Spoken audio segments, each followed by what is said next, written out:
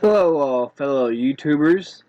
This is Cchadwicka Austin, aka Cchadwicka Allen Muscle Valley, aka Cchadwicka.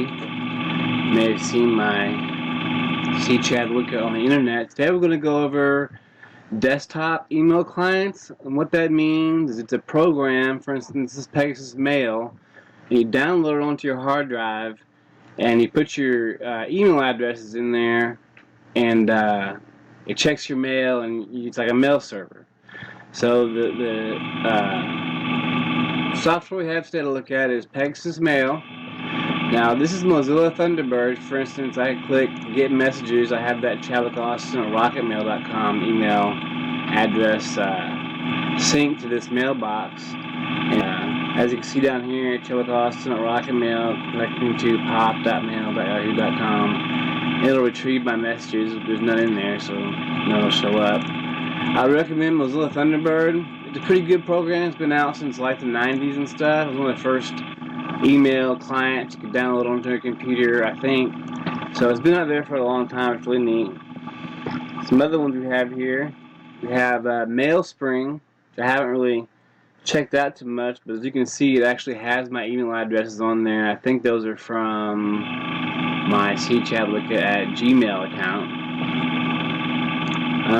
That's MailSpring. Let's see what else do we have here. This is Mailbird. It is not loading. However, it's another free email client. And then we have one more to show you.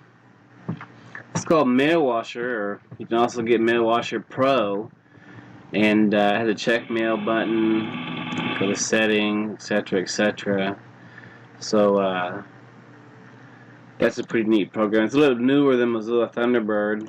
Let's take a look at Mozilla Thunderbird and look at how to add a email inbox to it. Let's see. How about existing mail account? We're going to add a new mail account, and we'll say my first name is Cchadwick.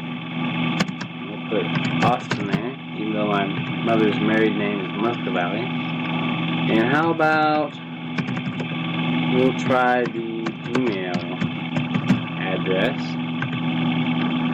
If I get the right password here.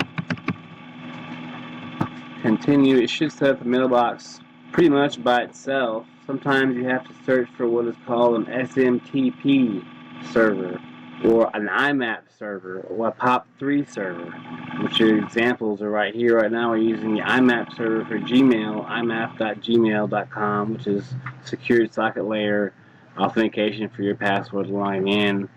And notice it's an incoming account. POP3 is also an incoming account. It's older. IMAP is a newer one. And then SMTP is an outgoing account. So we'll say done there. We'll set that up. As you can see, we put our name, email address, and our password for that account. And you see down here, mail for Cchadwicka at gmail.com, sending login information. Well, anyway, and it'll get all those email addresses. You can right click there and get messages. And that's about it. As you can see right there, it loaded my Cchadwicka at Gmail address, and there's about 20 or 30,000 messages in there. So as you can see, it's downloading some of them, 6,000 or 21,000 messages. I guess we can let it finish. We can go ahead and check the inbox. It's got 11,277 emails in it now. If my slow computer will click, and there you have it. That's email and stuff. And so I recommend Mozilla Thunderbird. If you don't like that, Mailwasher may be a good one, or perhaps Pegasus Mail, or Mailbird, Mailwasher, MailSpring, Pegasus Mail, and Mozilla Thunderbird.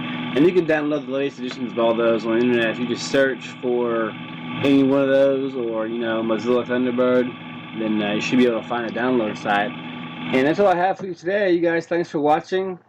Subscribe to my channel, and don't forget to invest in cryptocurrency. It's the big thing. Later, y'all.